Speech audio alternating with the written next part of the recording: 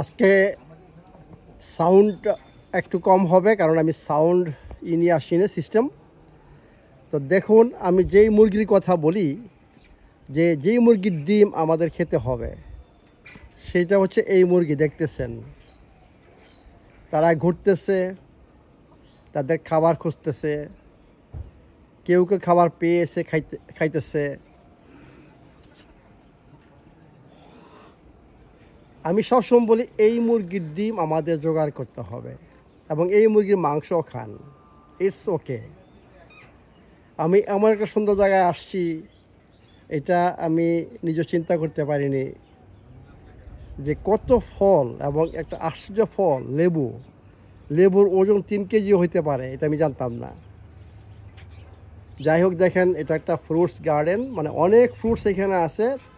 তা আমি আশা করব যে আপনারা এই ফ্রুটসগুলো খাওয়ার সুযোগ পাবেন।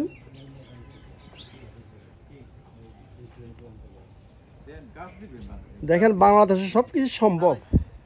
আপনারা বলেন যে বাংলাদেশে কোনো কিছুই পাওয়া যায় না, আমি দেখি বাংলাদেশে সব কিছু পাওয়া যায়। আপনাদের সুস্বাস্থ্যের জন্য যা দরকার আর অ্যাক্সেস রয়ে গেছে, শুধু দরকারই না, আর অনেক কিছু রয়ে গেছে।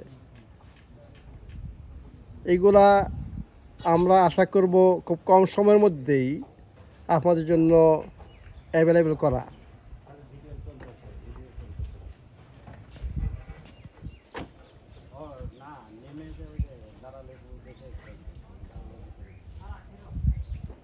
তো যারা এই কাজে জড়িত ওদের জন্য দোয়া করবেন, কারণ অ্যাকচুয়ালি ওরাই আমাদের বুঝছেন পথপ্রদর্শক।